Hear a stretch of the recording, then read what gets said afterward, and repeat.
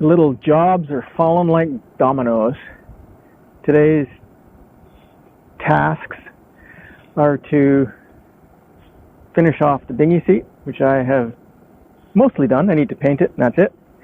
And to put the hinges on the deck box. I'll show you that right now. Voila, the dinghy seat. The Dread Pirate Admiral and I went for a cruise in the inflatable a couple of years ago. Went over a powerboat wake, and the Admiral bounced up off the seat and came down hard and broke it. So I've created a new one. This is one of the ones that came with the boat. It's plywood, and this one I made is fiberglass with foam core.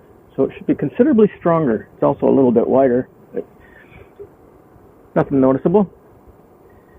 And so I need to paint this black to match the other one, and that will be another job done. The hasp on this hatch, I actually have the hasps, but what I don't have is a means to drill the holes in this part of the hatch. I can't get a drill in here, it's too narrow. So there's a solution. I have bought a little tool called made by DeWalt, same company that makes my drill, and it is a flexi head. It's basically a I don't know what you call it. I'll show it to you when I get it. Ordered it from Amazon, supposed to be coming today. What I'm sitting on here is a deck box. It holds one of the anchor rods.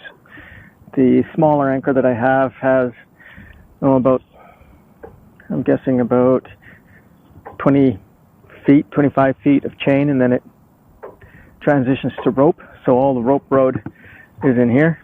Underneath where I'm sitting, there's various and sundry boat kind of bits. There's some hose and brushes and kind of things you need to help clean the deck. So the deck box is a useful addition to the boat, so I don't want to just cut it off and throw it away. I kind of like it. But when I got it, the hinges didn't exist. So I bought new hinges for it, and I have drilled and filled and re-drilled to put the hinges back on, but in doing so I have kind of left divots in the wood. So I'm going to put some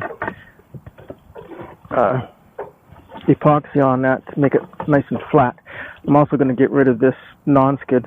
Imagine this stuff is probably guaranteed for life, UV proof, but over the years the sun has really chewed it up and made a mess of it. I mean, it's good for non-skid, but it looks ugly and it's kind of flaky and nasty. So I'm going to grind that off, and I'm going to put some fairing epoxy on the wood, smooth it all out, paint it, put the hinges on.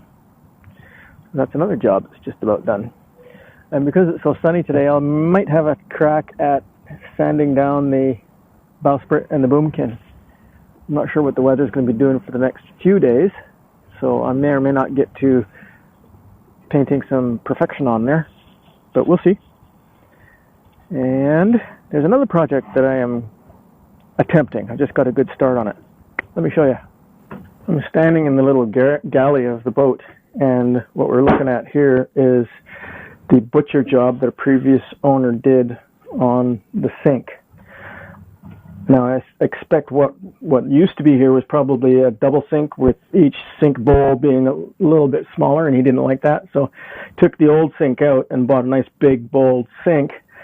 But when he put it in, he didn't like so many things that he did, he really butchered it up. He didn't fill the hole. He didn't use a template to cut a fresh hole for this sink. And so his solution was to take a sheet of 1/8 inch white plexiglass, put it over everything, cut his template hole in that, and then put the sink down in that, which left this gap here basically covered by 1/8 inch plexiglass. And of course, over time, things get dropped and it broke. And besides that, it looked ugly.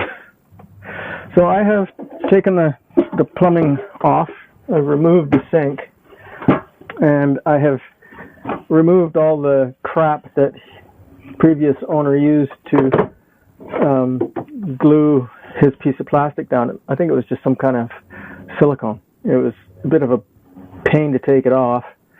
I used my fine tool with a blade on it and just scraped away at it. Of course, I made a mess of the arborite, but it doesn't matter because I've got a plan for the arborite. So what I am going to do is I am going to fill the gap with plywood. This is 7/16 ply, and I will put a groove with my router around it so that it sits in and on, and I will epoxy the plywood in, and then I will create a proper cutout for the sink and replumb it. When I took this one out, it broke. This stuff is so cheap.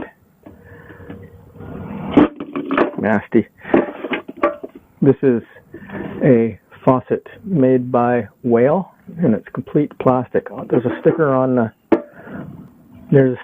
the bottom right here, put on there by Westsail's Quality Control, and it simply says Quality Assurance 2XAYEOO.